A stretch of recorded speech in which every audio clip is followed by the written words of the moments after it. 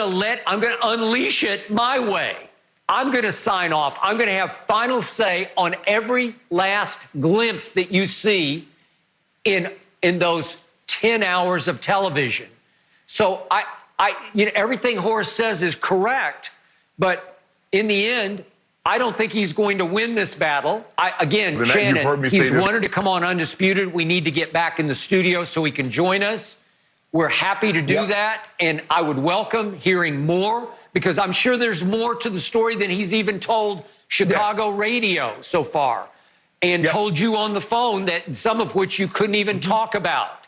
But in the end, I'm still going to side with my guy, Michael Jordan, even though I acknowledge everything Horace said, and I don't believe he was completely out of line in anything that he said.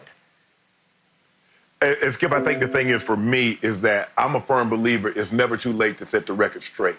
And I believe that Horace wanted to set the record straight because Skip, like you said, there are a lot of people that didn't know about this book, just like there's a lot of people that weren't of age to remember Michael Jordan playing. And so now they get an opportunity to see some of the things that he did early on. It's like, well, oh, but they also remember, oh, man, Horace Grant. Horace Grant was the snitch. He's the one that told Sam Smith all that stuff. And he was like, well, wait a minute.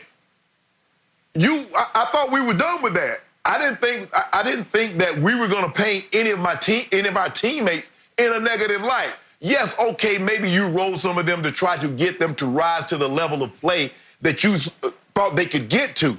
But when you said, oh, Horace Grant was a snitch, like, Skip, that man's going to refute that. He's not going to let you take a shot, even in the documentary. Although, like he said, there are a lot of things that were said, not just by me, but by others, that if it wasn't heaping praise on Michael, it got cut out. And that's why, Skip, on the show, he kept calling it the so-called documentary. And if you notice, Skip, documentaries, everything's out. You don't get to have say on what gets in and what gets out, because more times than not, you're going to let all the good get in and you're going to keep a lot of the bad out. So that's why when people do how do they say it, Skip? It's like the unauthorized autobiography, the unauthorized documentary of such and such's life. Because if we let you have some say, more times than not, it's going to be all positive, and we know nobody's life is all positive. So Horace he definitely wanted to get out that, yes, Mike did do that, said, no, don't feed him. But I just want everybody to know, Sharp, I said, F you, and I stepped towards him, and he didn't move because he wasn't really trying to do anything like that. So for me, Skip, I just think that Horace wanted to set the record straight. He does not want to be viewed as a snitch. I mean, I guess in some circles, snitching is viewed as okay. If you're in that lifestyle, okay, fine, I get it. All of that, I'm not here to refute somebody snitching or trying to save themselves. You do what you want. But if I feel that you're calling me out and I didn't do that, well, Skip, I have no choice but to refute that.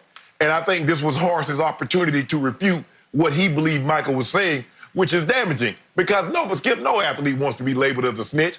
Oh, you the one that was giving up information. You the one that was telling the media, yada, yada, yada, what happened in the locker room, what happened in meeting room. And nobody wants that title. And Horace wanted to set the record straight. So I'm with Horace. Look, I'm going to defend my name. I'm going to defend myself. But like you said, hopefully in the next 2 weeks, month, we can get back in the studio and we can have guests. And we'd love to have Horace on. Okay. By the way, you're referring to what's called an unauthorized biography, where somebody writes about a subject without the subject's permission, where the subject doesn't have any input or editorial control over the ultimate product that goes into the book. In this, what this is the equivalent of an autobiography where it's you through your eyes in your words. That's all this was. Now, Shannon, just for the record, I was pleasantly surprised at the objectivity that Jordan did allow. They did deal with all the gambling. Now, their conclusion wasn't exactly our conclusion. I think it did play a role in his hiatus that I believe he was forced to take to go play baseball. But at least they dealt with it, and they dealt with all the, what you consider bullying, what I consider just all-time greatest leadership / motivation. in the way he rode his teammates in practice and on team planes. So at least Michael signed off on all that to the point, remember the quote from him going into the episode 1 was, "I'm afraid people are going to think I'm a horrible person." Well, maybe some people do. I never did, but I already knew all this from the year that I covered the Last Dance Bulls. With it. So in the end, yeah, this is what I believe set off Horace even more than the snitching accusation was that after maybe the first couple of episodes, Sam Smith, the author of the Jordan Rules, did a radio interview in San Francisco in which he brought up the episode that on the team plane flying back home after a loss, Jordan told the flight attendant, "No, Horace doesn't eat tonight on the plane. You know, don't give him any food." Well, that's all that Sam told. Yeah, like he played so poorly that he doesn't get to eat on the flight home. Okay, so Horace is saying, here's what happened to me in this social media age. I believe that Horace went on his own social media, and I don't know, he saw 6 or 8 people saying, "Horace, you let him do that to you? No man should ever let any other man do that to him." And Horace is a proud man. And as you pointed out earlier, he's from rural Georgia where you're from. And you don't take food off a man's table. So he says the rest of the story, untold, is that he stepped right back to Michael and said, "You want to do it right here?" And he claims that Michael said no. And he didn't say anything. He quit barking, as Horace said. Well, if I know Michael, if he had been shown on an iPad Horace saying that, or even the audio of Horace saying that on Chicago radio, I believe Michael would have thrown his head back and laughed like he did about Gary Payton saying, "I shut him down in the '97 finals." So the point is, I'd like to hear Michael's side of that story now, because I don't think Michael would have backed down from Horace either. Horace was 6'10", 215, 220. Michael was 6'6", 215, 220, somewhere in that range. Maybe earlier he was more like 205-ish, maybe in those first 3 championship runs. But I don't believe Michael would have backed down, and I don't believe Horace would have. And thankfully, it didn't come to an all-out duke it out on the team plane.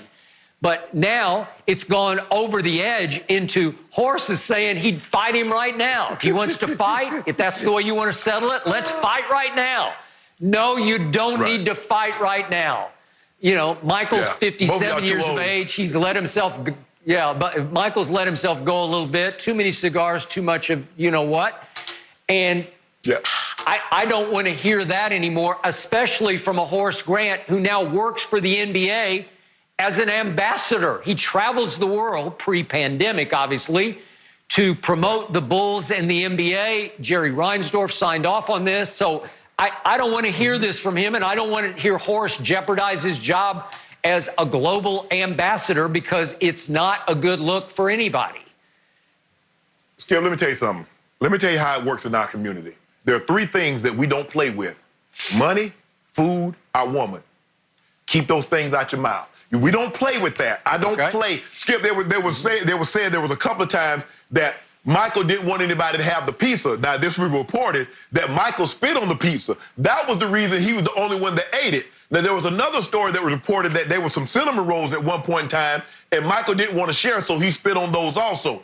But you don't play with food, you don't play with money, and you don't play with a woman in our community. Now, I don't know how anybody else, I can't speak to anybody else's community. I'm telling you how it works in ours.